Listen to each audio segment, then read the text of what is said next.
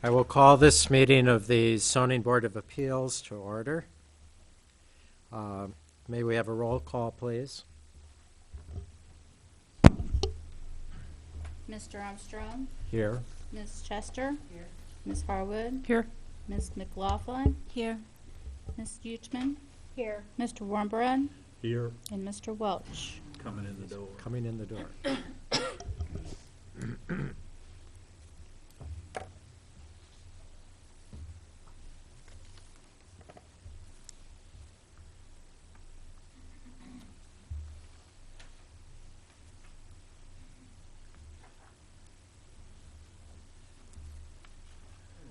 We just started the roll call. Want me to repeat? Mr. Welch, So we have a quorum this evening. Are there any changes to our agenda tonight? No, sir. You also received in your packets the minutes from the last meeting. If you take a few moments to review them, and then I would entertain a motion for approval.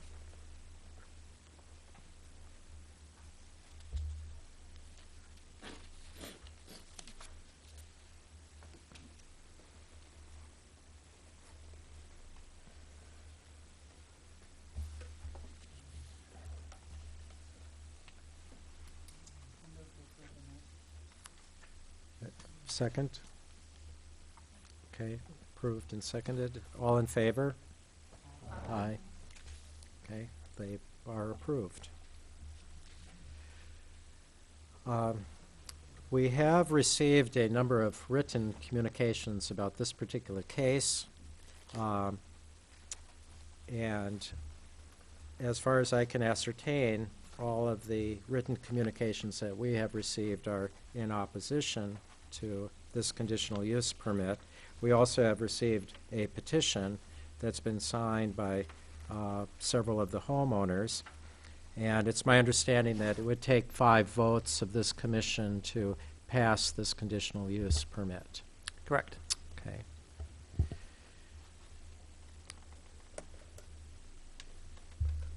At this time, we will ask the members of the audience who are here who intend to speak or wish to speak for or against this conditional use permit to please stand and raise your right hand.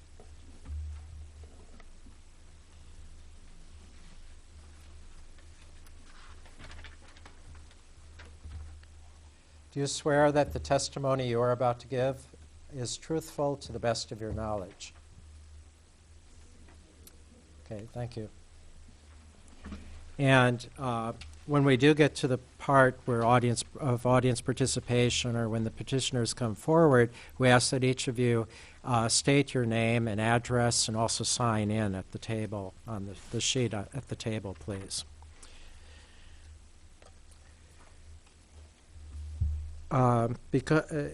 Just for your information, because we have a large audience tonight, that we are going to limit the amount of time that people have to speak. That's not to,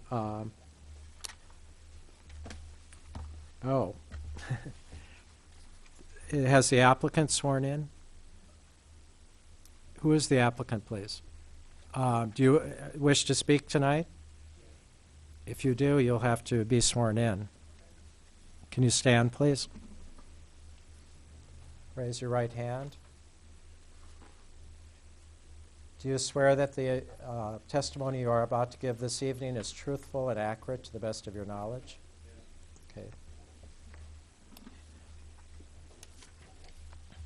Okay. As I was mentioning, because of the size of the audience tonight, that we do value your opinions, but we will limit the amount of speaking time per person to 5 minutes. So please be succinct in your comments to our board.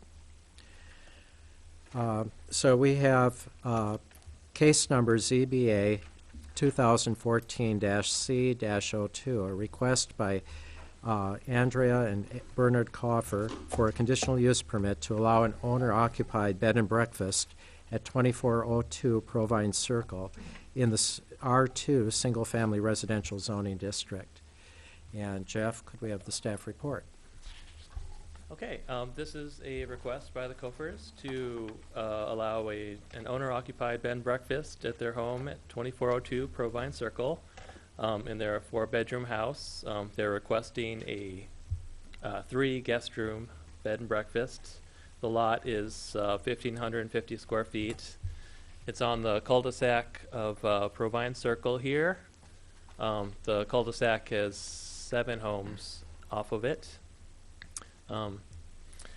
The home is near it's not on the image here, but it's in the nearest major corner or intersection would be Vine Street. This is Vine, going down the right side of the image here. And Windsor is a block south, or 2 blocks south. Just to give you some bearings for where we are. It's a cul-de-sac located off of Scoville Street here. Looking at nearby land uses, all these homes are single family except for along Vine Street. There are some duplexes you can see, but the area is single family in general. Looking at the zoning, the subject property is zoned R2 single family residential, and the surrounding area is mostly single family as well. On the east side of Vine Street the properties are zoned R3 single and 2-family residential.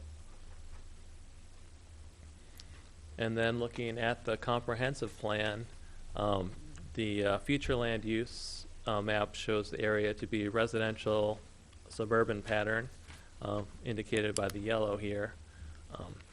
And here you can see Windsor Road and Vine Street. Just south of Windsor Road is Meadowbrook Park. So that's the general area. Let's go back up to this map. So there are 2 types of bed and breakfasts defined in the zoning ordinance. One is a bed and breakfast inn, which is more similar to a hotel or motel, and that use is allowed in the business districts in the city. This other type is a owner-occupied bed and breakfast, defined in the zoning ordinance as an owner-occupied single-family dwelling or part thereof, where rooms are rented to transient guests on an overnight basis. A bed and breakfast shall be subordinate to the principal use as a single-family dwelling. And the owner-occupied bed and breakfasts are allowed with a conditional use permit only in the residential districts. So the owners of the property have applied for a 3-guest room bed and breakfast. They have stated they would be living in the home. The home has 4 bedrooms upstairs. The 3 proposed guest rooms are separated from the owner's master bedroom suite by a bathroom. There would be a separate guest bathroom from the bathroom that the owners are using. There would also be an additional bathroom downstairs for guests. The owners have stated there would be 1 employee to help with cooking and cleaning, who would be on premise from 6 a.m. to noon. The owners are estimating they would have 3 guest stays per week. The target market, the marketing plan was included in your packet. The target market in general is people in the owner's ministry, athletic coaches and their families, couples, people. The home is really marketed towards people who are looking for a quiet place to stay in a quiet neighborhood. And Meadowbrook Park is one of the amenities they've noted near their home. Just to note, there's a bus stop at Vine and Windsor which provides access to the university. The university is about 2.8 miles away. So there's a bus stop that provides access to the larger community. If approved, the owner-occupied bed and breakfast would have to be inspected by our building safety division. They would issue a certificate of occupancy based on the inspection. The applicants are also required to get permits from the Champaign-Urbana Public Health District and a city hotel motel license. A little background on bed and breakfasts in the city. The previous owner-occupied bed and breakfasts approved in the last, 30 years. There was one in the 90s at 710 West Oregon, and one at 714 West Michigan, which was, I believe, in the early 2000s. Both of those bed and breakfasts are in Campus Town, or not Campus Town, but they're in West Urbana, much closer to the University of Illinois. They're in historic neighborhoods. They're larger homes. For example, the bed and breakfast at 714 West Michigan, that home has 9 bedrooms, but only 3 of those are allowed to be used as a bed and breakfast on the conditional use permit that was granted for that property. Another bed and breakfast in town is Sylvia's Irish Inn. That's one of the business type bed and breakfasts. It's not the owner occupied. And that is located on Green Street in the MOR district. Throughout the case, staff has received phone calls and letters from neighbors inquiring and in opposition to the case, about half a dozen calls and 10 letters. We passed out tonight 7 additional letters. There were 3 contained in the packet that we sent out, so there was about 10 total letters in opposition. Also, I want to mention we did pass out the petition in opposition to the application. The way opposition works, in order for it to be a valid protest, 40% of the owners of the properties within 250 feet of the subject property need to sign the petition. So in this case, there's 25 properties within 250 feet of the subject property. 40% would be 10, and in this case, the owners of 16 properties have signed the petition. So this is a valid protest, which, as Mr. Armstrong noted, does kick in the requirement for a 2/3 majority vote of at least 5 members for approval of this case.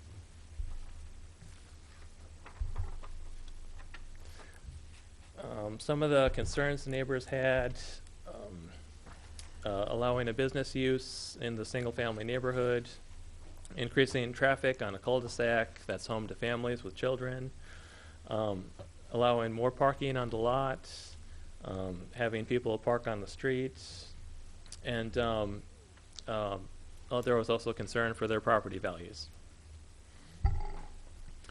So in terms of development regulations, let's see. The house, when it was built, is conforming for setbacks, floor area ratio, open space ratio, all of those things. Here's a view of the home at the end of the cul-de-sac, the brick house with the red door.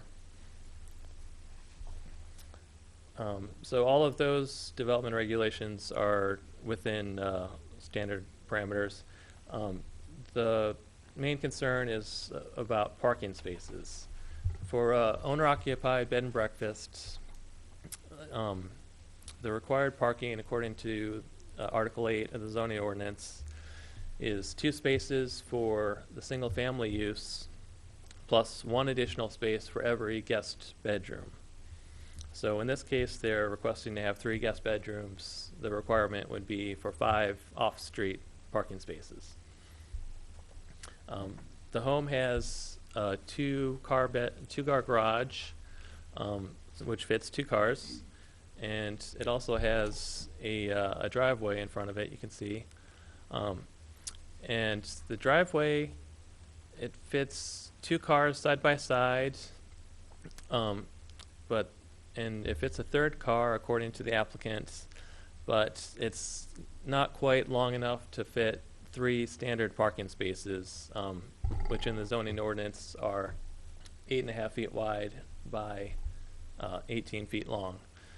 So in this photo provided, that you can see the bumper just hangs over a little bit of the sidewalk here. The applicants provided a site plan, a couple versions of it. Here's a version showing where they would propose the 3 off-street parking spaces for guests would be. And here is a full color version. So up top is the garage with the 2 cars for the family, and then the driveway. But I should mention this drawing's not to scale. There's some dimensions on it, but not all the dimensions that would be needed. And it looks like these guest cars are a little small, shown on here. And for this site plan, we can just ignore the dashed lines. Those were a proposed expansion, which is something the owner is not pursuing anymore. So we're just looking at the solid black line of the driveway in relation to the house and the cars and the sidewalk. So staff is not convinced that the 3 guest spaces can be provided off street. And therefore staff would recommend that no more than 2 cars can be parked outside, so no more than 2 guest rooms would be allowed if ZBA votes to approve this case. Jumping back to the comprehensive plan, there's a couple goals. Really the most relevant one is goal number 17, minimize incompatible land uses. So the question is whether or not this land use is compatible.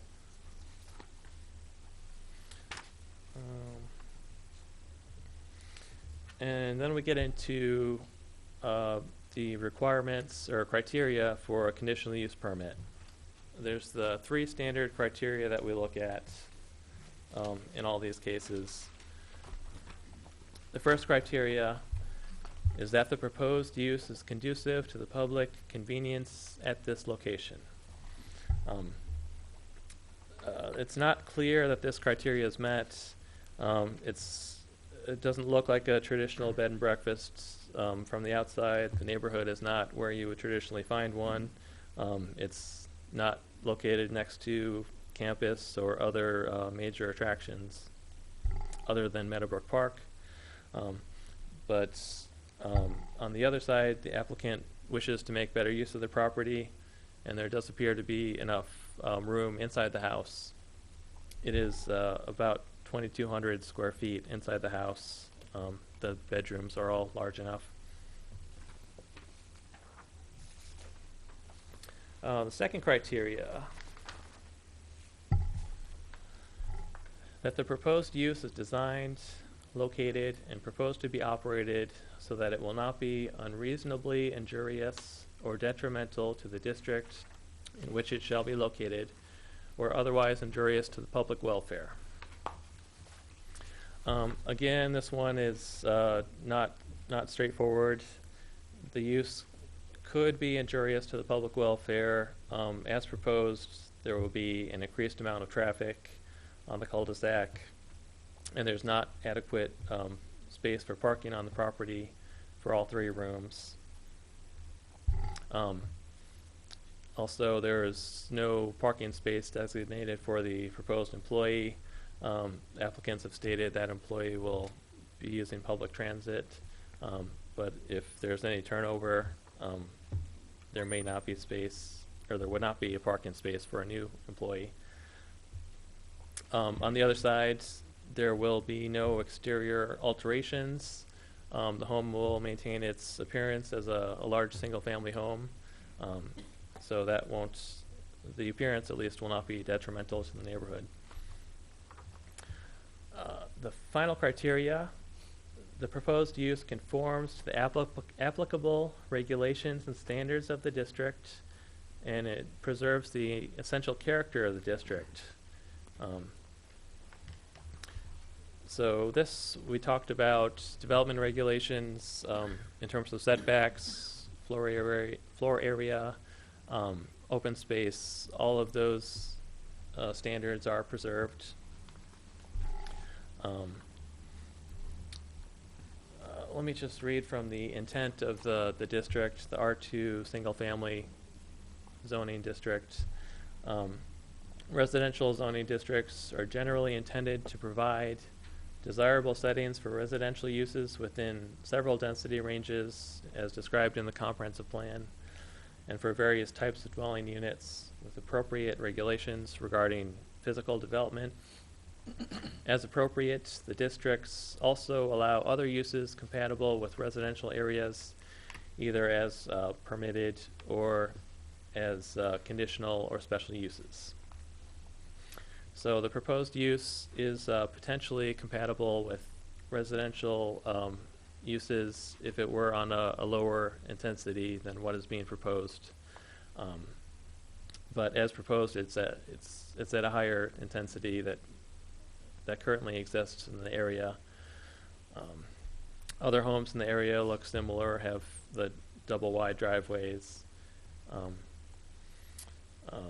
But as proposed, the bed and breakfasts could have up to 5 vehicles parked in the driveway and the garage, which would be a little more intense than is currently found in the neighborhood. So those are the criteria. Consideration on these types of cases, the zoning board is asked to look at the 3 criteria and to weigh if those criteria are met, and to impose additional conditions if they're necessary to reduce impacts to make the use meet the criteria. So additional criteria could include regulation of the intensity of use, requiring screening, regulating vehicular access and volume, requiring conformance to health, safety, and sanitation standards, or any other conditions as deemed necessary. The options tonight, the zoning board may grant the conditional use as proposed, may deny the conditional use as proposed, or may grant the conditional use subject to specific conditions. For staff recommendation, staff is not convinced the proposed use can be compatible with the neighborhood. However, if the zoning board does vote to approve, staff has several conditions that we recommend the zoning board adopt. First, the bed and breakfast shall be limited to no more than 2 bedrooms in the house in order to reduce the requirement for off-street parking to 4 spaces total to match what is provided.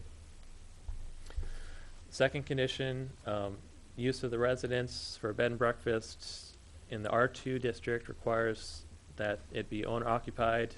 Applicant shall submit proof of their residency in the home and shall continue to reside in the home as their primary residence as long as the conditional use permit is in effect. Condition 3, the residence shall meet all building and fire safety code standards. Condition 4, the applicant shall obtain a certificate of occupancy from the City of Urbana Building Safety Division, verifying and establishing the approved occupancy level. Condition 5, the use shall conform to an approved site plan. The zoning administrator shall have authority to approve minor changes in conformance with the zoning ordinance. Condition 6, the owner shall obtain a hotel and motel license from City of Urbana. And Condition 7, the owner shall obtain and maintain all required health department or state permits. As I mentioned before, the neighbors have submitted a valid protest, so the approval would require 5 votes. And the petitioners are here to speak for their requests, and Libby and I would be happy to answer any questions for staff. All right, thank you very much. Are there any questions for staff at this time? Harvey? Having sat through one of these before, the 2000, can you state what other type of businesses are allowed in this particular area? Is daycare allowed? So for daycare, a daycare would be considered a home occupation if they have up to 5 children they're watching. If they have more than 5, then it would be a conditional use permit, again, that the zoning board would approve. Right. Yeah. But it would be allowed. Anything else of a business type of nature? Home occupations would be allowed, so things like home offices, if you're making crafts in the home to sell elsewhere. In general, the residential zones are pretty restrictive. They allow for things like schools and parks, but the business uses are very limited. But some are permitted. Yes, there are some. Okay, because as I said, or I didn't say, but one of the ways you could solve this problem is having zoning that wouldn't allow any home businesses. Then you would have a residential area that was strictly residential. What the problem is here is you've got an area that is primarily residential where certain things are allowed, and you've got a clash of interest. But as was stated in the last hearing, because as I said, I was on the board then, we were trying to explain to people that if it's an allowable use, in my opinion, there's only certain things that can be done. You can put certain requirements there, but if those requirements are met, I don't know about just absolutely barring something that seems to be compatible. But if that's the problem, then it seems to me it's not a zoning board of appeals issue, but a zoning, period. So I just wanted that stated, that this particular, yes. I think the fact that the non-residential uses are only allowed with a special use permit or a conditional use permit signifies, and there are very few in the R2 zone, but it signifies that these are things that can be compatible, but they need to meet those 3 criteria that Jeff went over. No, I agree. But And then, and the conditions are there, but there's no obligation to approve if those conditions aren't met. no, I agree, but there's no absolute bar either. Right, and the only other one that I mentioned, or that you would see in a residential area, would be churches, and those are special use. So it's very, very limited, but, if you don't have churches and mosques and that type of thing in residential neighborhoods, then where would you have them? So, No, I understand that. I just wanted it clearly stated because I've been reading these protests, and to me, excuse me, some of them seem to miss that point, that unfortunately these things, as you said, are not automatically approved, but they're not automatically barred either. And I have one other question. How long can a bed and breakfast guest stay in a owner occupied? One night? Well, the zoning ordinance sets an absolute limit at 30 nights. Consecutive. Yes. Okay. But I thought you said something about one. That's, yeah, in the definition, the intent is to have it says overnight guests. I guess they could allow for people to be there over a weekend or even over a week. All right. Thank you. So if you had 2 or 3 guests, they could stay, each one could stay for a week at a time, 3 or 6 times. A month. Technically.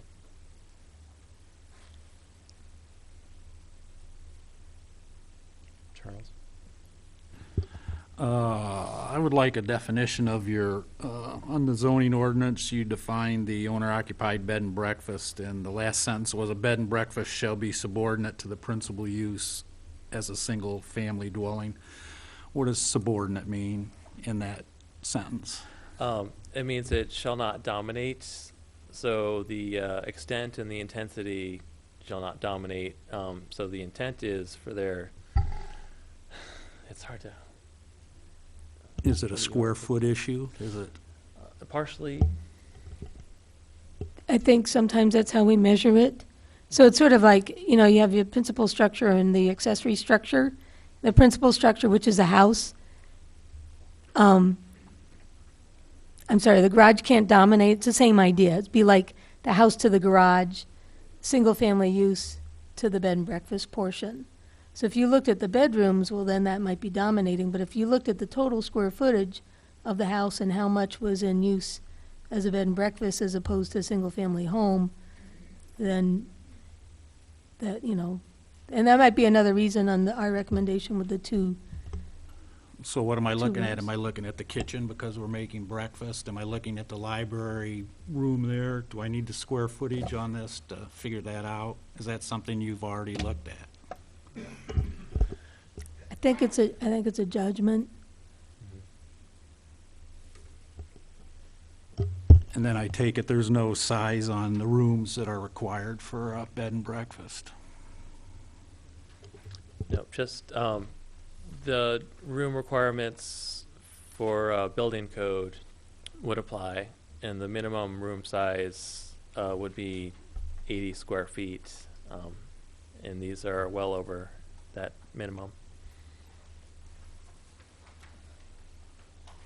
Stacy? I have a few questions. The first one is, how do you verify if the bed and breakfast is owner occupied? You mentioned that as one of the conditions. I wasn't clear on how you would actually know that. So there's a few things we do. We check for the owner occupation exemption in the tax, the assessor's data. Mhm. We can also do periodic inspections. I think that would be the most effective. If there were complaints, we would do periodic inspections. Okay. And I was curious about the parking. Is the parking only for people who are sleeping in the house? Like the employee, that's not a car that you worry about because they're leaving each day? So there's no requirement for the employee to have a parking space, correct? Okay. I was just curious also about, I know a lot of people park the way that the applicant is suggesting with 3 cars in the driveway. Just residential people, often their garage is full and they park all the cars. So, like, is that an issue in the neighborhood, and are people getting citations because the bumper is hanging over on the sidewalk, or? I don't know if it's an existing issue, but it is something our parking enforcement does look for. But that rule is for everyone, not just the bed and breakfast. Yes, for all homes, or all properties. Okay, thanks. Jeff, if I were in my own residence, if I elected to have guests frequently in my house and they were parking wherever on the street, including the street and my driveway, for instance, how would that compare or differ from this situation? Other than I'm technically not operating as a business. I'm just simply saying I'll invite a number of people to stay at my house, and they can stay for as long as I choose. Yes, if you do have a large family or frequent guests, or if you have a boarder or two boarders, which would be allowed by right, it could be a similar impact on the neighborhood. But really, we just look at these as the bed and breakfast because we know it's a business, we know it's something for profit, and we want to make sure there's no undue burden being put on the neighborhood because of that. So in other words, if you received complaints that my guests were impeding on others in the neighborhood, then it would be a cause, for instance, for the city to look further into that situation. Yeah, that's a potential, yes. Yeah. Okay. Any other questions or comments for staff? Yes. Say, the conditional use permit is approved and then there's violations. How does that get handled? Do they get a warning and then you correct it, or because there was a number of the letters suggest that there's going to be problems. So how would you handle that? Do you take it away, or We could revoke the conditional use permit if the conditions aren't being met.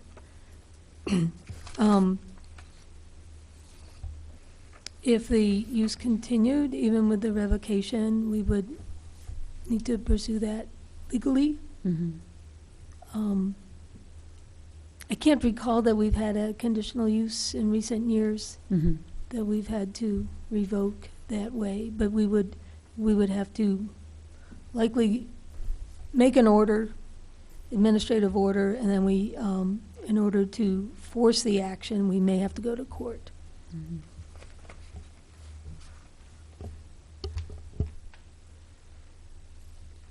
All right. Thank you very much. At this time, I would invite the petitioner to come forward if they have anything they would like to offer to the board.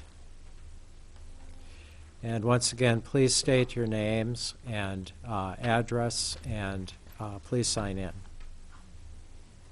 What was the last comment you made? I'm sorry. Just sign in, please, and state your names and address.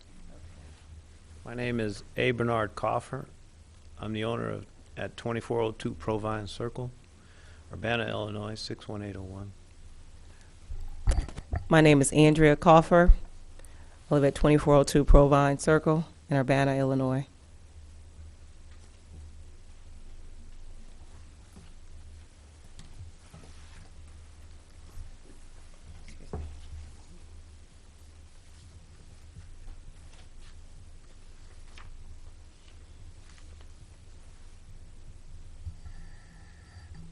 Good evening.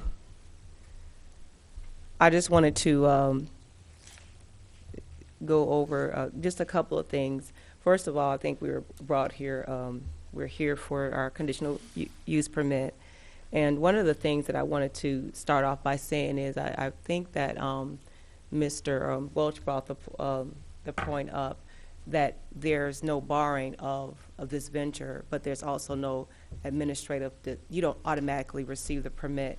But with the comprehensive plan and goals and objectives that was issued in 2005 in Urbana, they issued it because they wanted to ensure that new land uses were compatible with, and it also enhanced the existing community. It encouraged a mix of land use types to achieve a balance and growing community, such as our community that we live in. And it also was to establish logical locations for land use types and mixes. And I believe that if we are abiding by and we meet the criteria for the conditional permit use, I think anything other than any opposition would almost be anti-growth, because and it also would actually go against the values of our community, particularly values of the comprehensive plan, goals, and objectives. But I just wanted to say that before I start. We have a Comfort Bed and Breakfast. It's a colonial-style bed and breakfast. It is nestled in a quiet cul-de-sac. There are a number of bed and breakfasts across the nation that are are thriving, that are located in cul-de-sacs. Our bed and breakfast, it has all the modern amenities, but it also will have the charm of a colonial home. Our heart's desire is to provide a emotional and physically refreshing place of tranquility, so that our leaders, our spiritual leaders that we know, our retirees can relax and also enjoy. Our home is a place where you can receive, where you can experience serenity and rest for just our pastors and our church leaders, our retirees, as well as missionaries, to just get away from their day-to-day routine and delight in just being with each other as well as being with their Creator. It's an ideal place to enjoy these simple pleasures, and it's just a paradise also for the eco-tourists. It is a privilege to serve. We feel like we are privileged to be able to serve this body of tourists. And the reason why we have chose that particular target audience, because we have a number of friends that are leaders and that are retirees, and they were just looking for a place to go that was not the hustle and bustle of a campus area. Criterion 1 says that the proposed use is it conducive to the public convenience at that location? And I understand that it was a concern that the other 3 bed and breakfasts were located in the University of Illinois area, and that their target audience were people that were coming over to the U of I. And we are 2.8 miles away, and I know that was a concern. But I believe that our community has more to offer than the U of I. According to ecotourism, according to ecotourism, according to the Atlanta Journal-Constitution, according to AAA Travel and New York Times, and as early as 2013, ecotourism is currently the fastest growing sector of the world's largest service industry of tourism. And ecotourism is that tourist that likes to visit the pristine. They like to visit the prairies, such as our Meadowbrook Park area. And they relatively like to visit the undisturbed or the restored natural areas. And their purpose is to go and to get educated, to find funds for any projects that's dealing with ecology, and they like to directly benefit the local communities. And this is the largest and the fastest growing tourism in the world. Since the 1980s, ecotourism has been considered a critical endeavor so that future generations may experience the destinations relatively untouched by human intervention. And I think that's one of the things that we get with the Meadowbrook Park. We have 130 acres, and out of the 130 acres, 80 of those acres are prairie land. And we have a group of tourism that they're not warm or they're not excited anymore about the beach-lined hotels. They're not interested in the theme parks, but they're more or less interested in the nature parks. They're interested in native, undisturbed. And as avid travelers, as again I said, they're boring. Research shows, study has been done by AAA, New York Times, that travelers are bored with the hotel-lined beaches. They're bored with the crowded theme parks. They're turning to more organic adventures that our Meadowbrook Park area can offer. Typically our target audience, our target population. This relatively new trend has been going on for the last 15 years, and they have shown, research has shown that it's actually increasing. The number of eco-tourists, it has been increasing, while the beach-line tourists and the theme park tourists are decreasing.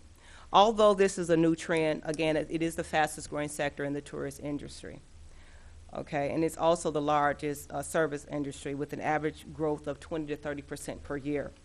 This incredible growth is due in part to the increasing number of environmentally conscious consumers. Now we know people are watching their prints and their carbon footprints. We're being more cognizant of our global warming. We're being more conservative with our energy, and this is where we are going in this country, and we want to make sure that we're on the cutting edge. This incredible growth, again, it's because of our environmentally conscious consumers who have taken ecotourism because it combines that organic travel experience with a satisfying notion that they're being socially, environmentally responsible. Research shows that, as we've done in our community, it's more profitable, as we know with Meadowbrook Park, to preserve our natural resources than clearing the land for industrial development. And we are a block and a half, our home is located a block and a half away from this restored natural resource. And it is actually one of the largest, prairies in the state of Illinois, and one of the few undisturbed native lands. Our clients would be able to take a walk in the 3-mile hard and soft trail, and also explore the part of Illinois' natural history and see the tallgrass prairie. They'll be able to experience the ornamental tree grove. They'll also be able to visit that sensory garden and see the variety of contrasting colors and bloom in our native plants in the area. And I think that's so very important. And also, I wanted to say that with that park, we actually have about 1 million visitors at that park every year. They're actually, annual tourism is pretty steady. It's likely to increase because right now they had just completed the Phase 2 project. The Phase 2 project is the interpretive plan. We have just completed that for our community. The interpretive information is going to be cohesive to our park. And if you understand interpretive plan, it's more or less on the lines of a national park. And so what we're doing is looking to change, it's going to be cohesive to our community, but we're looking to have our Meadowbrook Park more of a national attraction, because it is a native native resource, a native land in our nation.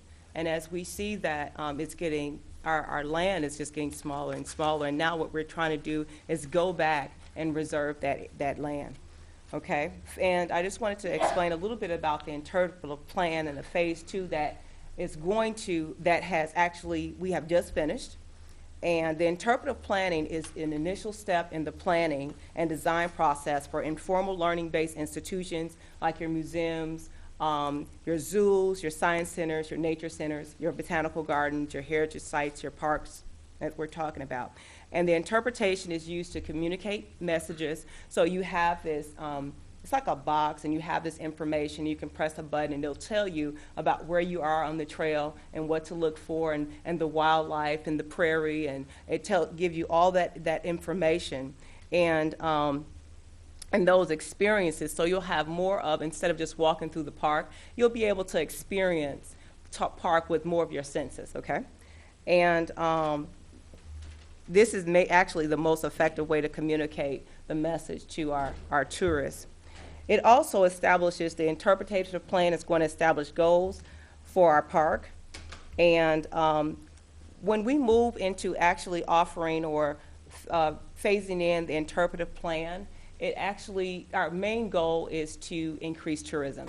So we are looking for our number of tourisms to increase within the next couple of years. We currently have, and this data was provided to me by environmentalists at the Urbana Parks District, and Meadowbrook Park is actually the largest and the most visited park in Champaign County.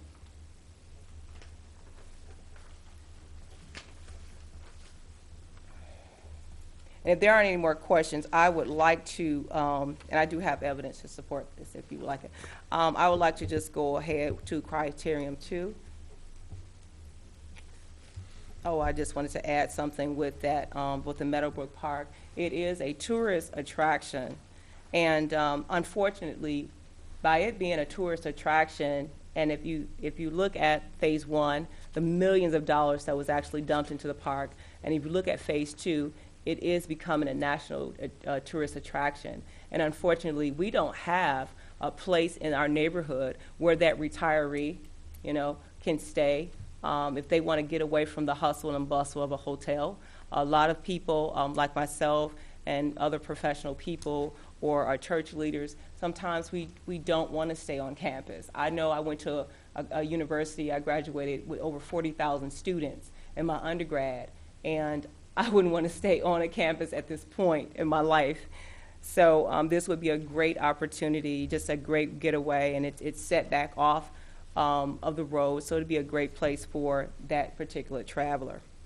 Criterion 2 And also, I just wanted to also say that research shows that when your home is near a tourist attraction like a national park, your property value increases.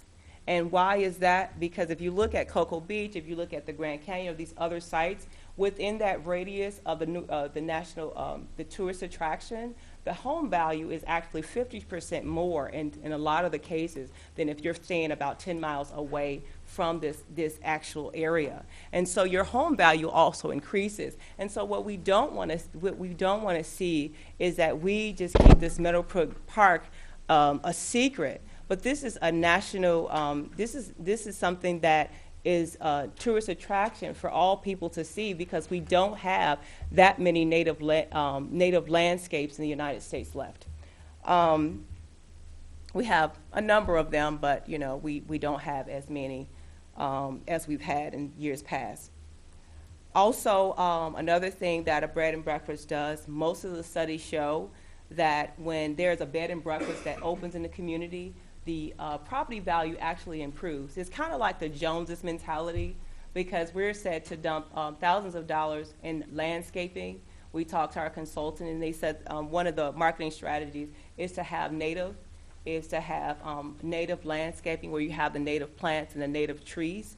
And research shows that if you have landscaping with native plants and native trees, your property value increase at a minimum of 12%.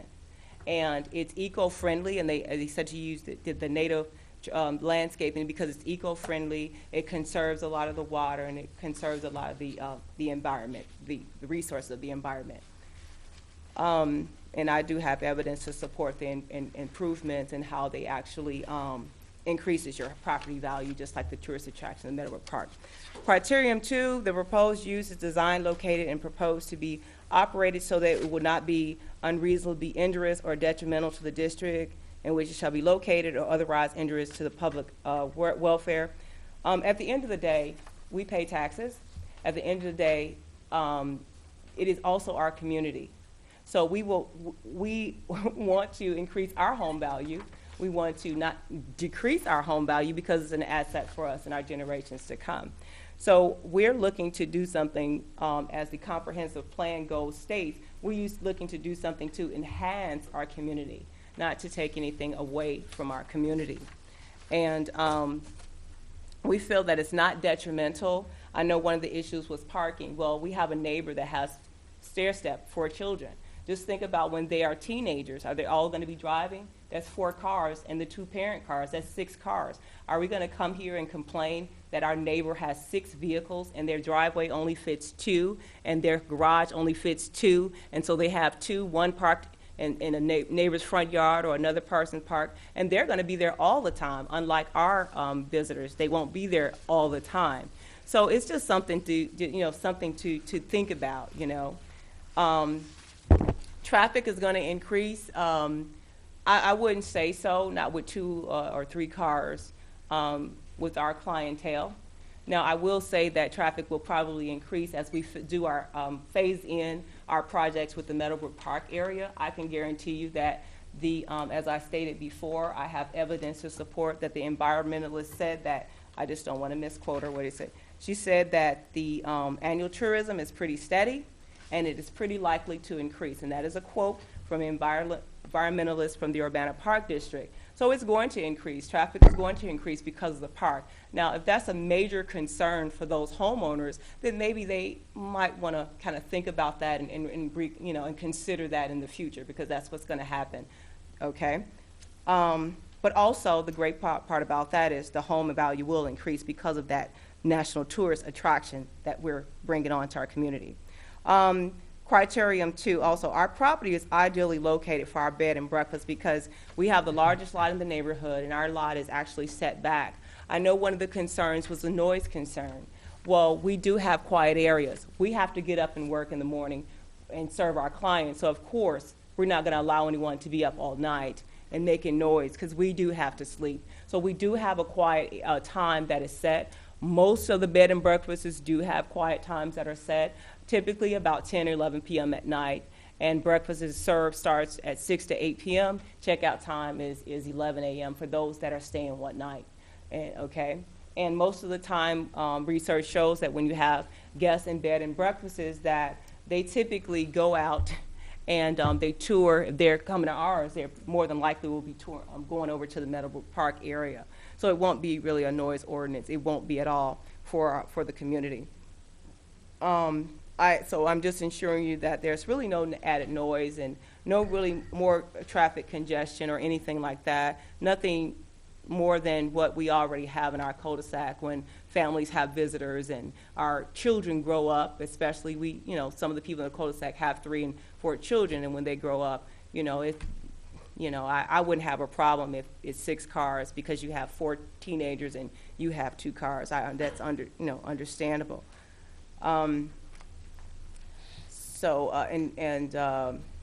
Criterion 3, the proposed use may not preserve the essential character of the district because it would introduce a commercial type use to a quiet and secluded neighborhood. Our neighborhood, at the end of the day, we live there as well. So it will still be quiet and it will be secluded because that's our target audience population. They're looking for someplace that is secluded. They're looking for someplace that is quiet. And I know my husband being retired, and we're kind of laid back people. So I don't think if someone is looking for something that's a little bit upbeat, I don't think that our bed and breakfast would be the right choice for them. So also the essential character, we are keeping up with the character. Again, we won't make any major renovations to the home. We'll make improvements, which would actually increase our property value. We'll be doing the native landscaping, but anything that would impede on our neighbors, we wouldn't do that. And I just wanted to say, yes, it is a commercial business. Yes, my husband and I are the owners. But if you look at bread and breakfasts in various communities across the nation, it's not something that we say it's mine, but it is open to the community. And sometimes, in a lot of cases, the community actually come in and they may have a tea. They may have their girlfriends over. They may not have enough room in their area or the right setting, and they actually they're a patron of the bed and breakfast, and they have their teas there. So it's open for the public. It is open for the neighbors, and so hopefully we can have them come over and actually view it prior to we're opening the business. Also with Criterion 3, I just wanted to also add that in the past, the bed and breakfasts were looked upon as boarding homes for stragglers, but this is not. We have moved and progressed as a nation, and our bed and breakfasts, if you look at the AAA, evidence supports that bed and breakfasts are typically frequented by people from the ages of 40 to 65. Most of the time you have young people that prefer to stay at a hotel. They have more freedom. They can get a smoking room. We are non-smokers, so in our website we don't have smoking, and we prefer. We won't be able to serve alcohol, but we do prefer no alcohol. Not that we're in a 12-step program, but I know some of the bed and breakfasts they do allow for people to bring alcohol because that's what it's allowable by law. But we're non-drinkers, so that's something that we would hope the clients would respect, and we would actually have that on our website as well. But I know some people like wine occasionally with their dinner. Also, there was something that was brought up. They asked if we were in the hotel, if we had any experience. My husband, Mom, owns a multi-million-dollar hotel in Montepulciano in Italy. She's been having that for about 20 years. Her hotel is located on Travelocity, Priceline, and that's something that our family, his family, that's what we do. And out of the 29 hotels located in that area, they are ranked number 4. And they have over 700, and I have the name, I have the information, they are ranked, there are over 700 reviews, 4 to 5-star reviews on that hotel. So we are familiar with the business. I mean, we won't have anything as large as what my mother-in-law has, but we are very familiar with the business. Thank you. Thank- won't be as long. Okay. I wanted to I wanted to kind of give you a few facts about myself. I'm retired. I'm an operating engineer, and I've been in Urbana since 1987. I've been at this location since 2007, and I enjoy my neighbors. We've all gotten along greatly, you know.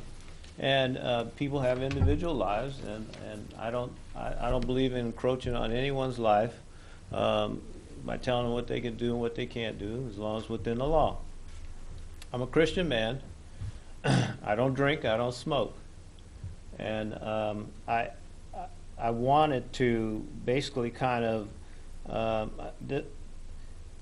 ever since I moved in this place, this driveway has been a thorn in my side, and I'm willing to get this corrected, but so that it can accommodate comfortably. I mean, it can accommodate now, but I want to feel like there's adequate. You know, it's to my liking. I'm a pretty particular, like I said, I'm an engineer, and I think this neighborhood is going to do nothing but grow with the Meadowbrook Park area. I mean, I've seen many people use this park. I think it has a lot of potential, and one of the things I'd like to do at my place is to be able to, for patrons to come and take a bicycle and go ride to the park, take their kids to the park. I'm just a people person. And I try to make people comfortable, and that's what I enjoy, and that's what I'd like to do here, if you would allow us. Thank you. And I just had one thing I wanted to add in regards to one of the opposers. They were saying that there are kids in the neighborhood, and they were afraid that the visitors that come in, they won't be aware that there are kids in the neighborhood. But research shows that it's about 80% of our residential areas have children. And I think we're you know, mostly, if not all people understands the speed limit in residential areas. But to make that particular neighbor comfortable, I did do a little bit of research, and there are signs that says caution children playing or watch for children signs, but there are also disadvantages of those signs. Some of the cons are that they're not really advisable because, you know, if we have a sign on our block, then the other block doesn't have a sign. Some people may think that there are no children in that area. But again, the clientele that we're having, I do believe that we're targeting. I do believe they understand the speed limit and how to drive and look out for children in residential areas, because I'm sure that they live in a residential area as well. And I think that's all I had to say. Okay. Thank you. We thank you for your time, okay? Are there any questions for the petitioners?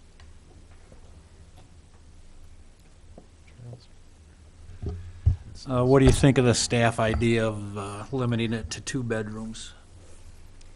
And the reasoning behind that would be the parking. I think Jeff was saying that the van hangs out on the sidewalk, and I know that there is a number of cars in the parking lot and in the drive where people can't fit their vehicles in the driveway. I don't know if it's because of the way they were created a long time ago and we have longer cars now. I don't know, but if that's an issue, you know, we could have moved the car up because because he said 18 point. He said 8. The picture had at least another couple feet. Yeah. And when I took the picture, I didn't realize. I just took the picture. I didn't realize she was on the. Or basically over the line. He said 18.5 feet per vehicle, and then we measured, and we have the space. But if you would deem 2, I did see that, and we would prefer the 3.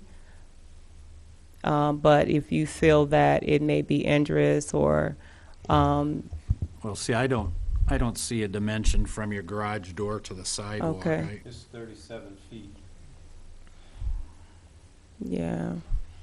Now, 4 would be a stretch in the driveway. That would definitely be a stretch.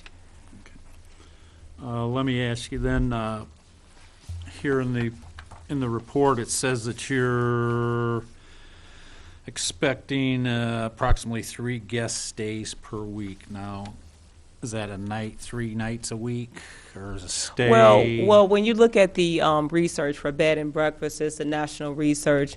They typically say take the 30% of your total occupancy. So we just kind of rounded that out, 30% of the total occupancy. Yeah, that would be 30%. And So 3 you're- stays could be not necessarily 3 people, you know. So it could be maybe 1 person this day, or 2 people another day. So So basically one bedroom per night, I guess. yeah, That'd be and that's 30. based on that. That's actually based on the national average. What AAA Travel has done, they said to take actually the 30%. And also the banks actually tell you that when you're actually looking for obtaining a loan for a bed and breakfast. We also have the ability to control by who may want to register. We have that latitude of controlling whether we're not going to have anybody tonight, or there's that flexibility. It's not going to be just a total flood of people, because there's only 3 people who can stay there at a time. So, you would limit 1 person per room or a couple per room, or? Absolutely, yeah, we Queen would. beds, so we have queen beds, so we can. There's 2 people to it. Yeah, absolutely, a couple or just 1 person. And then you're anticipating that the business goes up 40% after the first year, am I looking at that correctly? That's correct. Yeah. That's So really, correct. we are, in the first year, we have our starting out, but the traffic will increase, hopefully, from your perspective, which would increase the traffic also at that point, correct? When you say traffic, you're talking about 3 rooms. You're talking about if we had 3 teenagers, that some of our neighbors will definitely have, because they have stress steps. So, but we won't have people 365 days of the year. We do have summer homes, so we have blackout days. So when you say increase, I don't know if you're saying just in and out, or what. So are we saying that family of 4 or 3 shouldn't be in the cul-de-sac because it might be too much traffic for the cars, or? No, the way I'm looking at it is that right now we know how many cars are in the cul-de-sac, okay? And if a 16-year-old comes along, then you have your car there, and that car is there 365 days a year. That person knows the traffic patterns. That person knows what goes on in that cul-de-sac. Here we're introducing new people that are going to be there at a maximum 30 days. So I'm just saying that these are people who are not going to be familiar with that Okay. particular And research situation. and research shows that it's not, bed and breakfasts are not boarding houses. So typically, the length of stay of a consumer or a customer of a bed and breakfast is typically no more than 5 nights. And that's stretching it, yeah. Okay, thank you. Stacy? I just had a couple questions. I just want to get a sense, you've lived in the house ever since you purchased it? Yeah. Okay, and then some of the letters that were written in had some concerns raised about that you were renting your house out, or some point. Have you rented it before, or? Yeah, he did rent a house. When he initially retired, we had to move down south for a personal reason, but we did rent it out for a couple of years. And, it didn't go as planned, and so we decided not to rent the house out anymore and to come on back. And so we've been back almost a year now. So you live here now year-round? This is your home? Yeah. That's our primary residence, yeah. Okay. So in terms of, you're saying, I think some of the concerns maybe residents have are because of the past with renting, maybe I'm just trying to understand the concerns. Yeah, I saw the letter, and that was a concern, but that's our primary residence, Okay. yes.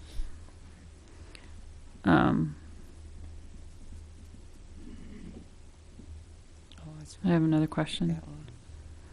That one. I'm just kind of curious Hmm. how it all kind of pencils out financially. I don't know. You thought, like, how much do people pay to stay in a bed and Well, breakfast? Sylvia's is 125 per night. That's here in That's town. probably the market. That's Okay. the market value in this city, in this community. 125. You know, Mm. Obama stays in the one in D.C. and they're like 300 or Yeah. 400. Yeah, so per night. I was just curious. Okay. And I'm sorry, that's Sylvia's Inn. So, Yeah. and Herbert House is my husband's friend. And how much are they? They're about 125. Because your mom rented it out when she came. It's about 125.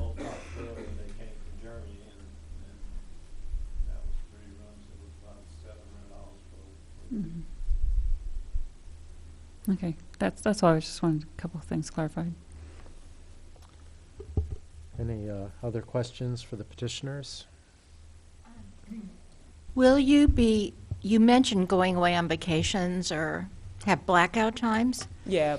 Mm-hmm. During these, when you're not present, will there also be, No. will there be guests in your home? No, blackout days, I'm sorry, that's bed and breakfast lingo.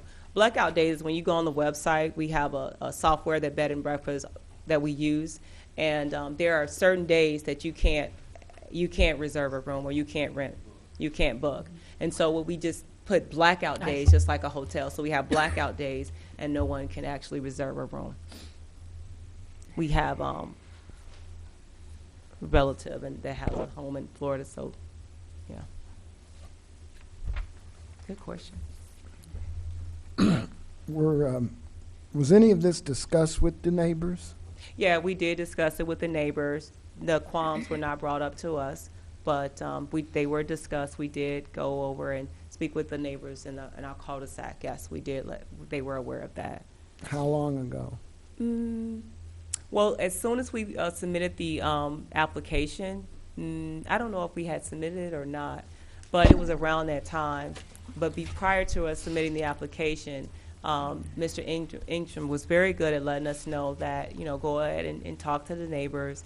And it just confirmed our inclination anyway. So we did go over there and share our ideas with us. And, I just wanted to say that we talked to Mr. Butts, which is a neighbor in that radius. And he's been there for 40 years. He was actually one of the first homes over there. And he was saying that when our cul-de-sac was built, there was the same opposition. Because, sometimes change, scares people, but it's still the plan went ahead. But, they were able to look at trees where our house is. They were able to look at trees and the native land, but they went ahead and we have a cul-de-sac now. So that's what happened. So we did share that with our neighbors, yes.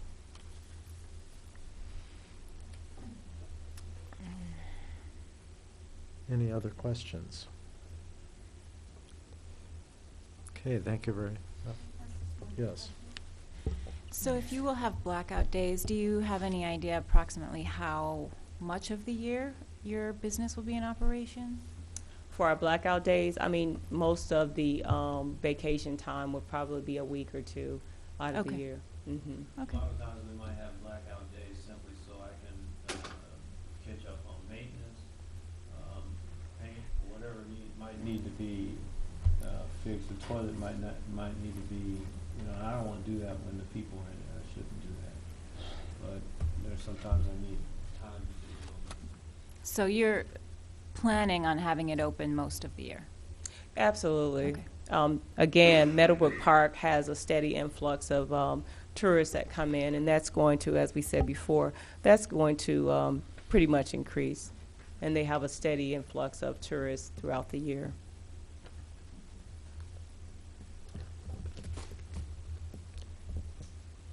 Okay, thank you very much. Okay. Thank you.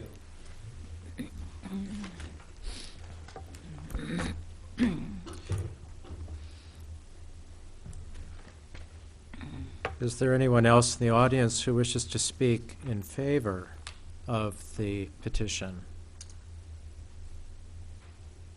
Okay, then we will begin with those of you who are opposed to it. and you may come up in any order you wish. Just remind you that we are limiting your comments to 5 minutes, so just keep your comments succinct, please.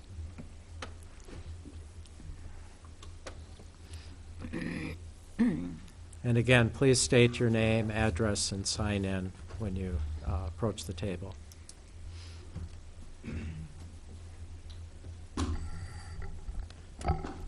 My name is Randy Blackman.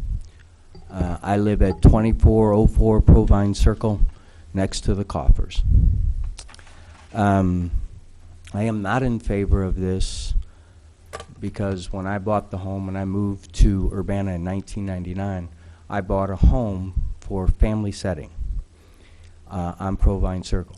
I have a home that is a 4-bedroom home, and both homes next to me are 4-bedroom homes.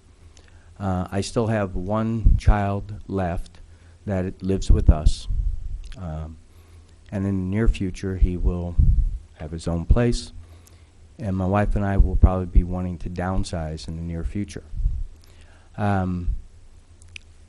My concern, one of my biggest concerns, is that it will not increase the value of my home. I would like it to stay a family dwelling area, not a business.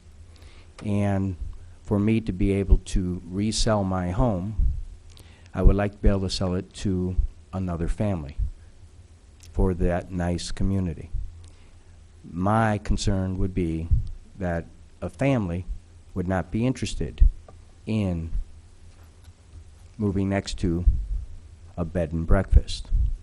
Some other concerns that I have is if you, they made mention of an eco-tourism. That may be something new, and I do think that Meadowbrook is an outstanding park, but I highly question that it's nationally known. It's a great park. I use it locally. I don't know how many people actually go there per year. Lots of people within the community, the local community, go there, as well as myself and my wife. And quite honestly, it was mentioned that there would be people transient. And most people who go or buy a home in that type of community are not looking for people to be transient. They want neighbors, people they know. And as Mr. Welch had said, there is some other businesses, I'm sure, in these type of homes that are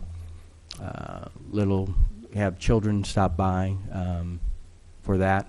But those are usually local people dropping their kids off to another family to watch their children. There's a big difference between that and people who are coming from outside of your community into that area, as far as I'm concerned.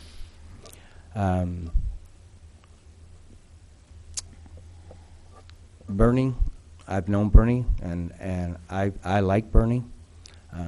I think he's a decent guy. I really do. I like Bernie quite a bit, and I get along with Bernie. I like talking with him, but this, I feel, is not good for the community. I don't feel it's good at all. Thank you very much.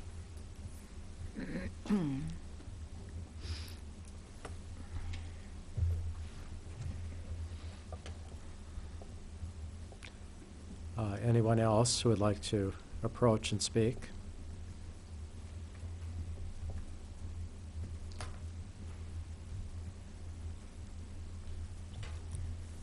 Hello, my name's Tiffany Zanis Rossi. I live at 2401 Provine Circle, right next to the property that we're discussing here tonight. My husband and I have lived there for 4.5 years, and we have never experienced the owners living next door occupying the home. It has always been renters. And the last set of renters informed us shortly after they moved in that they were asked to leave due to a foreclosure on the property. The property sat vacant with little to no activity until recently when the owner started working on the property. The owner informed my husband in the last week or so that he plans to open a bed and breakfast in the next few months and has hired someone to live and manage it full time. Since this home is a 4-bedroom and with 3 bedrooms being rented, one for the manager, we have to wonder where the owners will live. We have to say we respect the entrepreneurial spirit of Bernie and his wife, but question the location of this adventure. We're not near the university, downtown shopping, or restaurants or highway. The physical characteristics of this home are not what one envisions when they look at a bed and breakfast, a 70s styles home on a quiet cul-de-sac.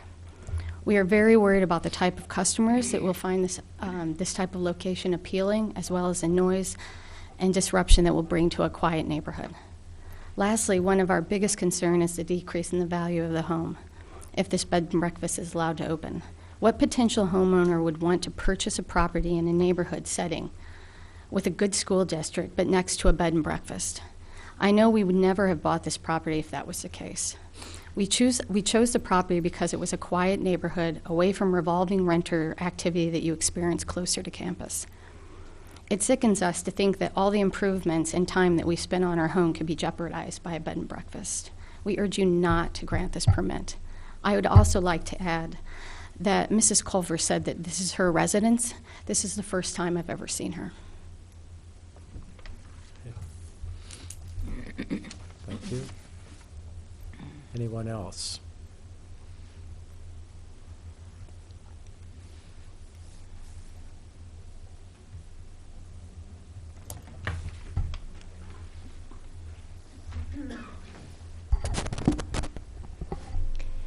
Hello, my name is Angela Timmons, and I live at 2406 Provine Circle, which is just 2 doors down from the proposed bed and breakfast. My husband and I are writing this letter to express our opposition to the proposed conditional use permit. Like many of the other neighbors, we're concerned about the effect that the bed and breakfast will have on the value of our homes, the increased parking congestion it will bring to the court, and honestly, the peculiar nature of the idea. When we moved into the house 5.5 years ago, we did so mainly because of the feel of the neighborhood. We loved that the house was off of the main roads and on a quiet cul-de-sac. Our children love to ride bikes, rollerblade, play catch, tag in the front yard, and of course into the circle. By adding 3 tenants coming and going, the increase in traffic and safety has us very concerned. The prospective B&B customers are not aware of, nor do they have any vested interest in the neighbors and the surrounding community. My other safety concern is not knowing who these people are that will be staying at the bed and breakfast. The revolving front door of potential transients makes me feel very unsafe for the sake of my children. Being in such a close neighborhood where some of the bedrooms have windows that open up to the street makes me uncomfortable with the privacy that my family will be losing. We do not know anything about the people coming and going, and with small children, the idea that every week the potential of a non-reputable individual staying 2 houses next to me is kind of scary. To worry about who comes next and then next week, and then again, is not what I signed up for when I moved to this residential neighborhood. I do ask that you listen to the concerns of all the neighboring property owners and deny the request of the conditional use permit. A couple of things that I kind of want to reply to that was stated. The coffers came to our house on March 2nd. The application was filed on February 4th. So they had at least a month from when the application was filed with the zoning board to come and talk with us at any point. I believe that March 3rd, when I had spoke with Jeff on the telephone, it was the date, March 3rd, March 4th, were when the letters were supposed to go out. So my thoughts are kind of, they gave us a slight heads up. And at the time, there wasn't much of a time for discussion. I kind of feel we were a bit blindsided coming over and just letting us know what they were doing and that the letters would be out shortly. So no, at the time, there was not really much that we said to them in discussion other than just kind of listening at kind of a crazy idea in our minds. I also want to mention when we bought the property in August of 2008, the Coffers were not living in the property. There were renters in the property from either late 2008 to early 2009 up until March of 2013. So that's pretty much almost the whole time we have been in the property. There have been tenants in there. Also, just for my own benefit, I would like to say that every 16-year-old does not automatically get a car. So Thank you. Thank you. Anyone else?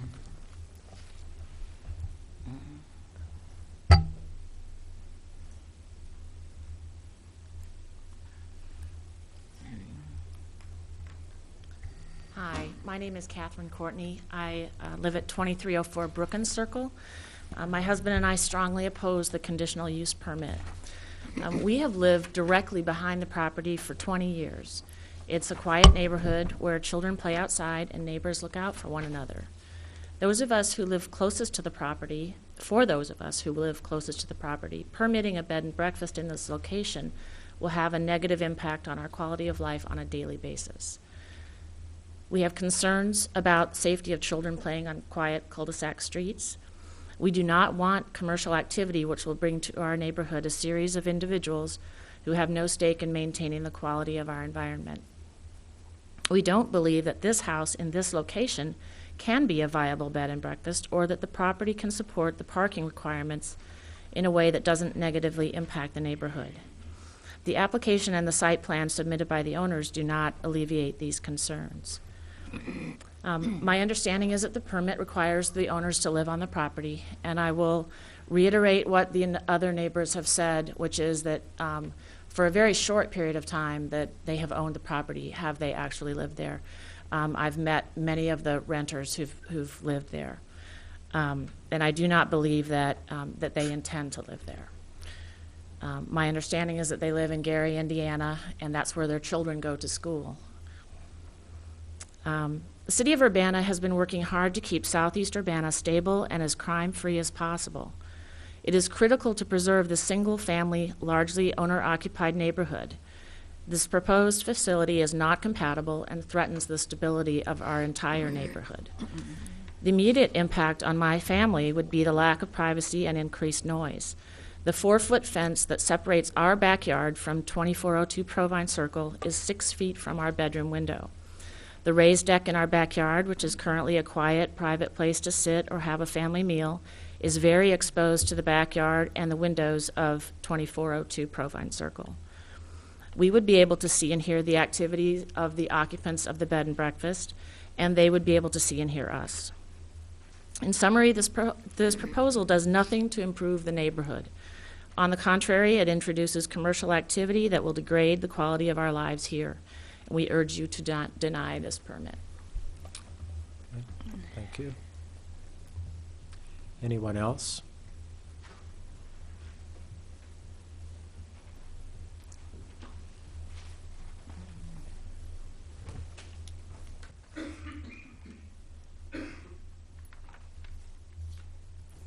Good evening. My name is Diane Marlin. I represent Ward 7 on the Urbana City Council. I've received a number of emails from residents with concerns about the proposed bed and breakfast at 2402 Provine Circle. I'm not here to state a position on this, but I am here to pose several questions, and actually after listening to the presentation, I have several more added to my list. First of all, the parking plan, and I read through the application, the parking plan as stated in the application does not appear to be adequate as confirmed by the staff. The property doesn't provide the required space for 5 vehicles that are required, or which you need to allow for a 3-bedroom bed and breakfast, 3 for the guests and 2 for the owners. The parking plan in the application itself isn't drawn to scale, and it doesn't represent the actual position of the cars. The application narrative also mentioned parking being in the rear of the home. I am not familiar with the back of the house, but I don't know if the backyard has been paved, how cars would access the rear of the property, or if this is even a possibility on this property, but that raised some questions in my mind. Furthermore, having an employee working up to 30 hours a week at this site would require additional parking on the cul-de-sac, adding to whatever congestion is there already. Secondly, the issue of owner occupancy has been raised again and again. The city ordinance requires that the B&B be owner-occupied in this area. The application, however, refers to a, quote, resident-occupied bed and breakfast, the handwritten portion of the application. A resident in this case may or may not be a property owner. As you've been informed by several people here, and I have no reason not to believe it, the property has been a rental for the past several years. And I have concerns about the owner's intent to actually live in the house as a primary resident. Now, if this house has been rented out for the past 4 or 5 years, as stated, then they would have been required to register this property with our rental rental registration ordinance and pay the fees for that. So that would be another question I have with regard to that. Listening to the presentation, it raised questions in my mind whether the bed and breakfast use actually would be subordinate to the primary use as an individual residence. Reading the application, it was stated the 3 bedrooms would be rented out. However, as I listened to the presentation, but in the written narrative, they also mentioned using the library space as a quiet retreat, which I assume would be on the first floor. But then in the presentation, people mentioned having teas in the house or using the living areas for other public gatherings, which would mean you'd use the living room or the dining room for that. You wouldn't do that in the bedroom. So that means in a 2,200 square foot house, more and more of the property seems to be used for the commercial aspect of the business. So again, that's a question that I would think we would need to be clarified before any decision was made on this issue. There are also some discrepancies in the application narrative or the business plan where the impression was given that the property would be marketed for traveling ministers who wanted a quiet retreat, or possibly athletic coaches and their families, but the presentation tonight focused mostly on ecotourism, which is a whole different clientele and use of the property. So that is another question raised about this issue. I've stayed in a lot of bed and breakfasts. In fact, I seek out bed and breakfasts to stay in when I travel, but it's a business, and that's why we have hotel motel licenses, public health certificates, why we have certificate of occupancies, because this is a business for which the city is responsible for the health and welfare of the traveling public.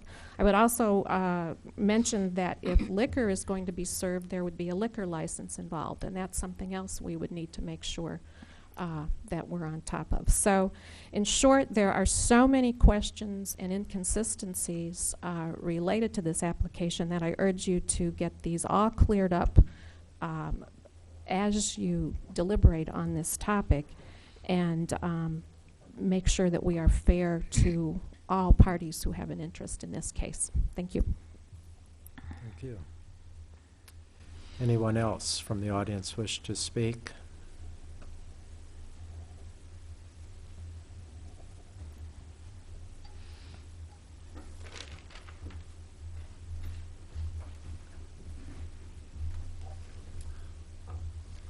Good evening.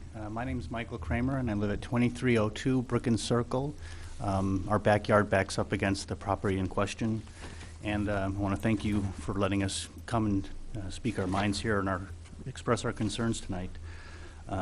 After listening, talking with neighbors and listening to the proposal, I don't want to seem negative or against business, and I think, especially in this area, a B&B could be a valuable asset, but I just don't think that our neighborhood is the right place for such a thing. And although we've never had any particular problems in the past, it does seem like the house has been rented for a long time, and there's been some potential issues with foreclosure that kind of draws some suspicion in my mind whether or not it's actually going to be owner-occupied. And that is kind of number one on this petition, or this application, is that it's for an owner-occupied bed and breakfast. Additionally, they talk about 3 of the rooms being used for the bed and breakfast, and then a 4th room for what I'm presuming would be the owners, but that doesn't seem to be in the spirit of using it as a principal use for a single-family dwelling. And I guess there's some comments with regard to selling the benefit of Meadowbrook Park. I like Meadowbrook Park. I love Meadowbrook Park. I go there very often. It's a great place, but it's not a national park. It's not I wouldn't consider it undisturbed prairie lands, and I can't see that park being large enough to bring in what they're calling ecotourism, especially if we have something like Lake of the Woods Park, 15 miles away, which is considerably larger, and I would think be more appropriate for people who want to take a vacation to see parks and things. So those are the comments that I have. I thank you again, and we urge that, or we request that you deny this application. Thank you. Anyone else from the audience wish to speak?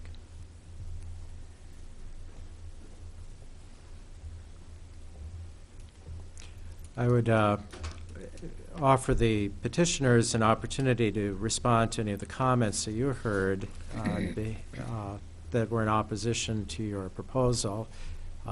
If you wish to speak, you may come forward.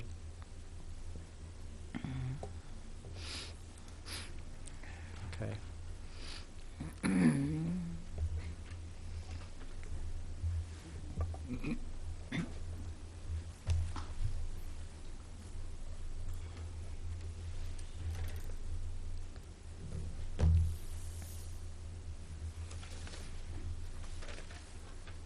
My husband purchased the property in '06, and we were married in 2007. And soon after that, he had a major major accident. Not a major accident, but his back actually went out, and he was disabled for a number of years. And we were instructed that we should, it would be best off if we go down south, and he was able to receive care.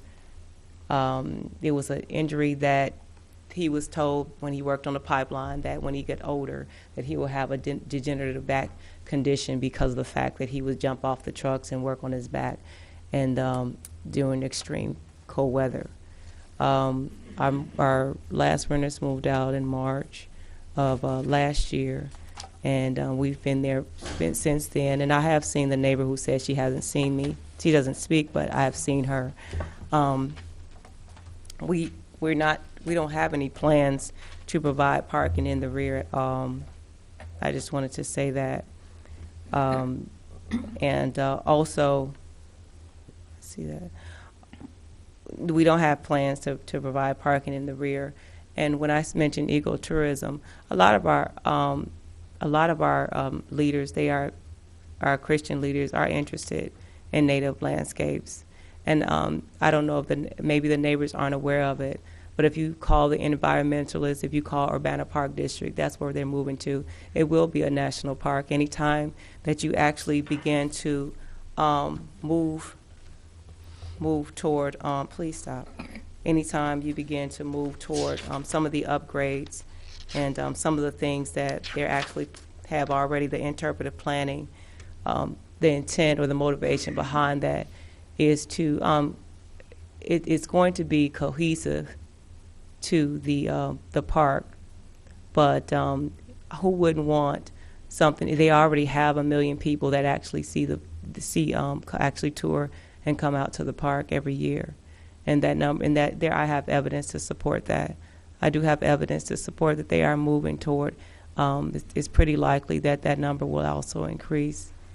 And anytime you have a native park like that, and it moves into interpretive planning and the interpretive planning stage, your property is bound to increase. But at the end of the day, we are there. We're looking for our property to improve as well. And studies do show that people that, and you can do your research as well, studies do show that people that purchase homes, there are people who wouldn't mind staying in a home next to a bed and breakfast.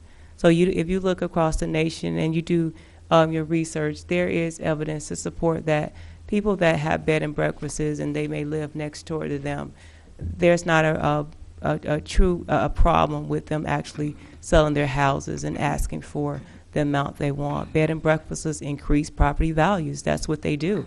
There is evidence to support that claim. So I just wanted to say that. And that's all I had to say. There's a few things I kind of jot down where I was listening to people and great concerns, and they need to be addressed. Like my wife said, there is no plans. There had been plans to try to move parking around in the back because the yard is so huge, but that is not going to happen. The property was only rented for 2 years and not 5 years. Eco, in my eyes, has nothing to do with bed and breakfast. Eco is environmental, and there definitely will not be any liquor sold in this place. And I wanted to inform you that in my yard, I have basically 1, 2, 3, 4 large trees, and those trees are very mature. One is a walnut tree, which is very huge. And then during the summer years, they cover a lot of that backyard. The property is not in foreclosure. I did have some problems when I was injured, and I stuck with it and worked it out with the bank, and it has now been refinanced. So it's not in foreclosure. And that's basically I wanted to just tell you. Okay. Okay, thank you. Okay. Thank you. Well, that closes the public input portion of this meeting, and I'd like to open it back up to our board for a moment. Are there any other questions or comments from the board with staff or anyone else that you would like to ask? I would just comment that it would seem to me that if you were using 3 bedrooms for guests plus the kitchen for food, I assume a dining area, the library, that then the use of it as a single family is very minimal.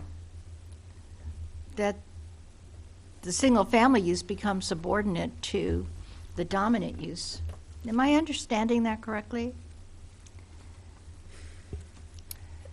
I think so. I think that's a good thing to discuss. We were able to identify the proportion in the Academica, but not for the other Hubert House. We looked for the rooms on that and weren't able to find that. Good questions to ask what the use is, the layout, the preponderance, and I think that might be that in addition to the vehicles was why we as staff were looking at, well, maybe there's a reduction in the number of rooms if it were to be approved. You could also look at occupancy levels. It's something that is allowed as a condition. The 30 days is the maximum, but you could look at other, you have a wide variety of conditions you can consider in addition to the definitions of the owner occupancy and the subordinate and the 3 criteria. So those are all the factors to be weighed. I'm just wondering, with the number of possible conditions that we could attach to this, based on a lot of the comments that we've heard this evening, it just seems to me that would that become so burdensome in terms of the conditional use or even to the owners themselves, that those conditions would be very, very restrictive in how this is used. And at what point, do we stop adding conditions? That's a great question because, it does become burdensome for the owners, but also for enforcement if they're difficult to enforce. I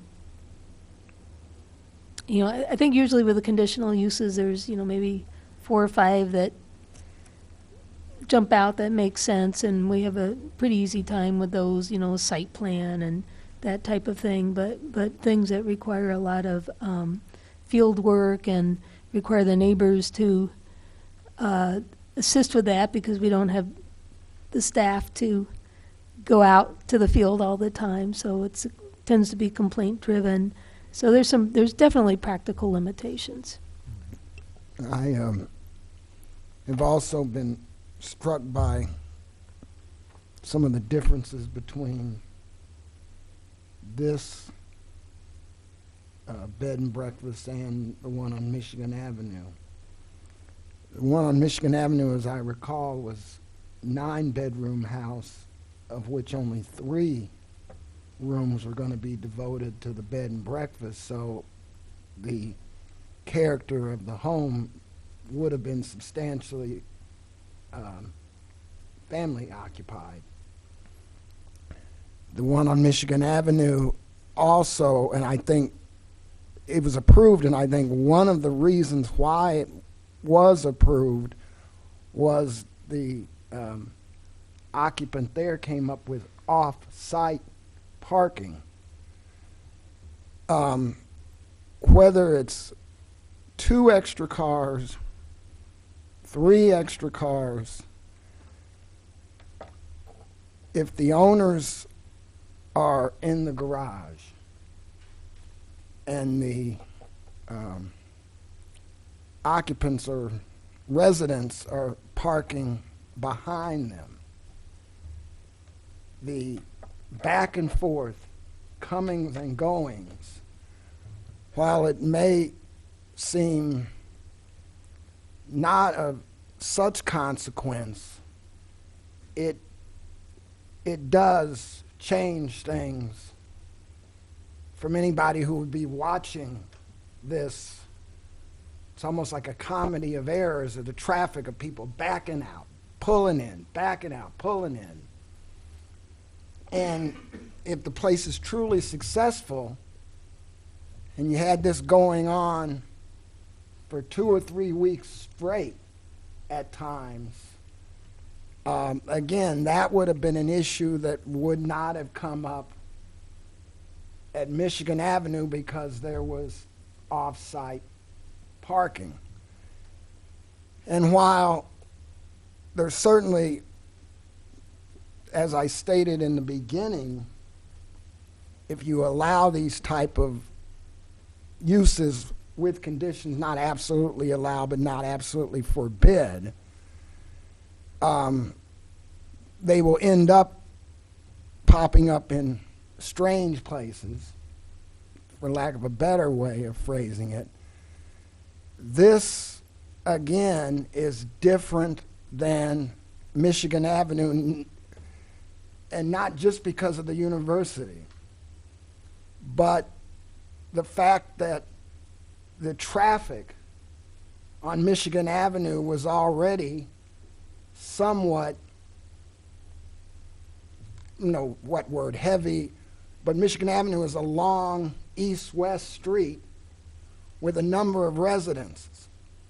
Now, I'm not saying you can't put a bed and breakfast at a cul-de-sac, but to say that it really would not change the traffic flow, again, I think the only way that it wouldn't is if the place is not successful. If the places are all successful on a cul-de-sac, there is going, especially as I pointed out, with having to back cars in and out, there would be, I think, major, not necessarily traffic disruptions, but just this comedy of moving cars back and forth, back and forth.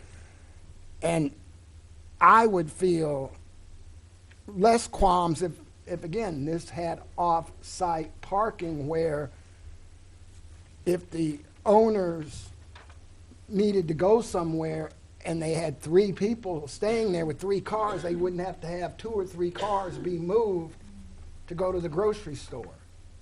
That, to me, is that doesn't go with the characterization that this needs to be owner occupied first, and the bed and breakfast be subordinate to that.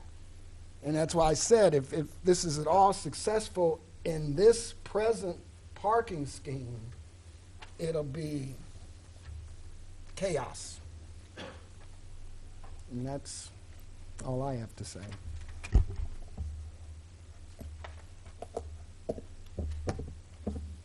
Any other comments? Well, I would say that I don't think that a bed and breakfast in this location preserves the character of the neighborhood. West of Vine Street, there is not a duplex, only east of Vine Street. Sorry. I don't think that having a bread and breakfast at this location would preserve the character of the neighborhood. I think it would be detrimental to it because of the parking, and the cul-de-sac is a very small cul-de-sac. It's one of the ones that I think you could almost not allow because it's got that grass in the middle, and there's literally very few places, maybe just one. It almost looked to me like there was like one decent place to park on the street. And if somebody's parking in there and you've got cars going in and out, there's no way to maneuver, otherwise you're going to back into the middle. And I also don't believe that property values are enhanced because of a bread and breakfast. I just don't believe that through all my years of experience in property tax valuation. And in this neighborhood, now I have been doing this for 4 years, but property values in this neighborhood have gone up very slowly compared to some other areas that are further north, closer to campus. There has been very minimal increase in property values in this neighborhood. And landscaping really doesn't change the value of your house, maybe a little bit. So I just think this is not a good idea.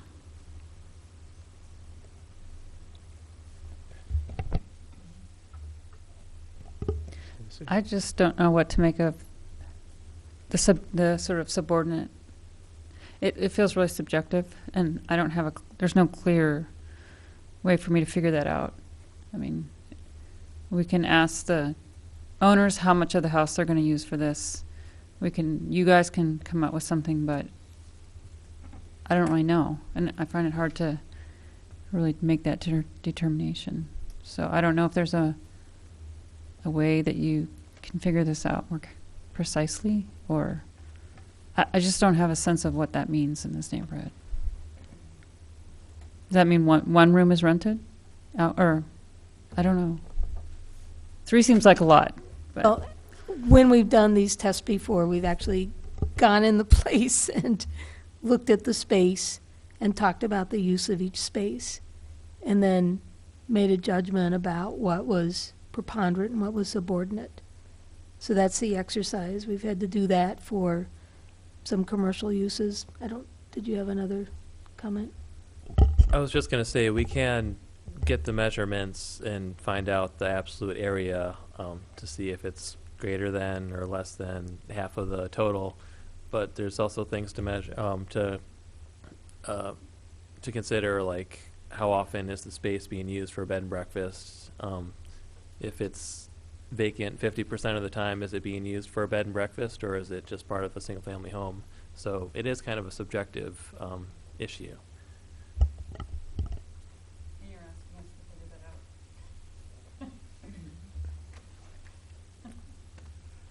It's like the compatibility and the character. You're not going to find a, ruler to tell you how to do that. That's what all the testimony and everything else, hopefully all that combined can be a guide. Are we ready for a motion?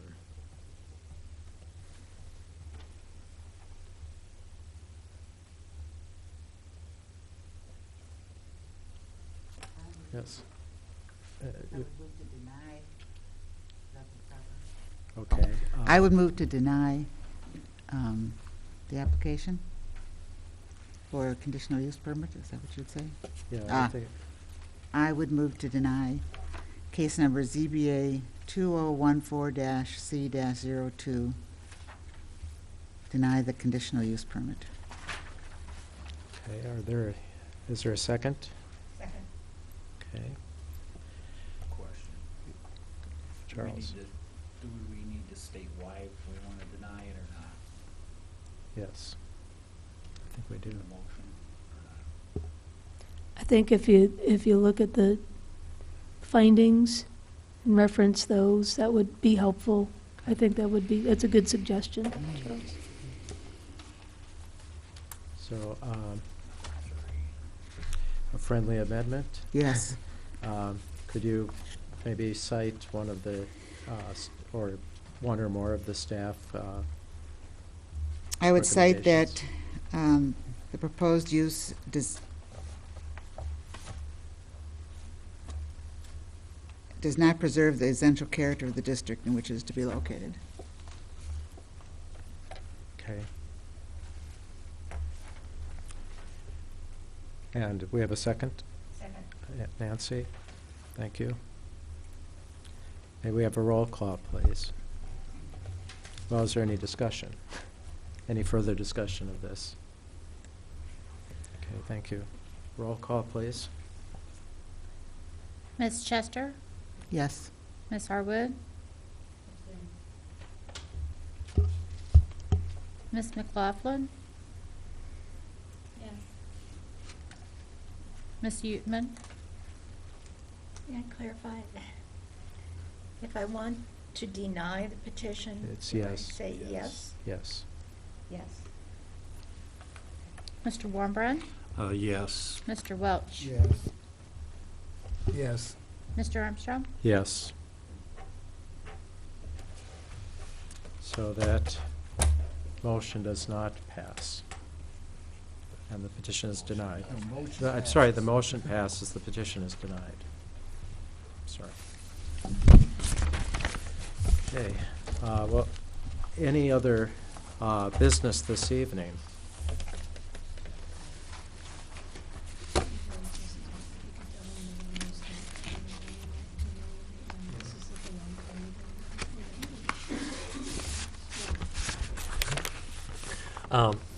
For staff reports, we have, council has adopted a new zoning map based on the changes over the last year. We had a few rezonings and some subdivisions, some annexations. So the new zoning map will be forthcoming. One note on the zoning map, the Federal Emergency Management Agency has issued new flood maps. So we will be pursuing a case to revise our Boneyard Creek district. So that'll be a change that we need to do to the zoning map as well. And I think that's the major things. Can I make a recommendation to staff? I think Harvey brought up a great point at the beginning of this meeting when he said essentially that the way that the ordinance is written about bed and breakfasts or businesses in R2 districts, it's pretty open-ended in a sense. I mean, by right, a person has the right to ask or request a petition like this, but it's clear from this meeting that there, in certain neighborhoods, there's overwhelming disagreement with that. And I think that I can see if this petitioner, for instance, or any petitioner, came from out of an MOR district, for example, or perhaps one of the historic neighborhoods, and had this petition, it might conceivably have more support. Because, you know, if in all, weighing all the possible outcomes of real estate in those districts, a bed and breakfast is one of the most, probably the most beneficial in that district comparatively to many others. Certainly compared to a developer coming in, raising the house and putting in a multi-story or multi-family apartment unit. So my recommendation is that staff look more carefully at where it's desirable to have these kind of businesses and to write, and perhaps write language into the ordinance that would clarify that. And where it clearly is less desirable.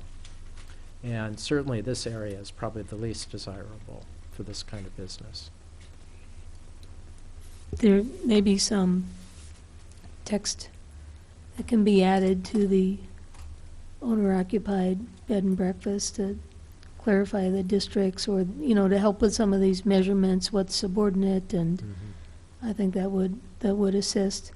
Of course, we've only had the 3 cases since we've had the zoning ordinance, and none of them have been easy. They've Well, all been difficult, but I think the definition could help. And certainly they all hinge on the parking issue, Yeah. you know, car issue. But in each of the other cases, especially the ones that we've approved, it's been demonstrated that those cases were approved because of pedestrian connections, that the pedestrian was able to get to and from the bed and breakfast conveniently, especially with regard to campus. In this case, that's less clear. Even getting to Meadowbrook Park from this location is a little bit circuitous. If they were right next door to Meadowbrook Park, I think some of the arguments for the usage of Meadowbrook Park would have been stronger. But it seems that there were several other considerations that came up at this meeting that perhaps the residents and even the staff was unaware of until tonight. And that, I think, process raises continuous flags about businesses like these. What are their actual intent? How will they be used in the future? Who is their clientele, et cetera? I can think of possibilities for rural bed and breakfasts on the other end of the extreme, but the suburban location is problematic. No, I don't know. I don't think that, I don't know, I kind of struggle with this because, you know, people are looking for economic opportunities, and a bed and breakfast is one of those opportunities. And I don't think we should eliminate it from suburb. No, I don't think that's the intent, but I think Yeah. that we can clarify what the goals are. I just don't see the better. difference between renting a room to a student who changes every year. I mean, they're also transient. I live in a rental area, and I don't know who any of those people are. And so I guess maybe it has to also have something with the character of the area. Like if it's predominantly an owner-occupied versus a renter-occupied area, there may be some... But rent is different than bed and breakfast. Rent, you have a lease. No, but I'm just saying, like, it's a characteristic of the neighborhood, you know? Like, if there were a number of rentals on there, maybe people wouldn't be so upset. Right. That's what my point is, that... Well, but there are rentals. But there are rentals of single-family homes in neighborhoods like this. I mean... I guess my point is, I don't think we should be eliminating economic opportunities. I agree, and I think that I like that it's open-ended, and I think that as a planner for a different jurisdiction, we've gotten a lot of feedback that people are more interested in flexible zoning and less restrictive. And so we're never going to find a perfect definition. I think having those open-ended conversations are good, and that's our job here. So I think, yeah, I mean, I agree with Stacy that it's good to keep those opportunities open, and I also agree that it really is a case-by-case basis. Had it been maybe a slightly different layout or different neighbors even, that this could have been gone a different way in the same neighborhood. Yeah, I would just make a comment that I've lived here for 39 years, and there have been various home-based businesses in the area. I mean, one was math tutoring on Mumford, which was a very successful Still is. home business. He's still there. You know, another was a beauty shop on, I'm going to call it Combs, but you know, that was there for many years as a very successful home-based business. So we do have that history. You know. We had a controversial home occupation, and we had tried to tighten down the limitations on home occupations and brought that forward to the city council as part of an omnibus amendment, and that was the part they excluded because they didn't want to tighten down on the home occupation.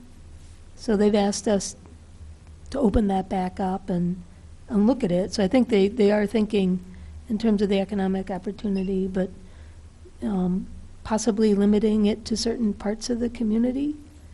And pending additional staff, that's a research project that's on our plate, so. All right. Well, thank you very much. Meeting is adjourned.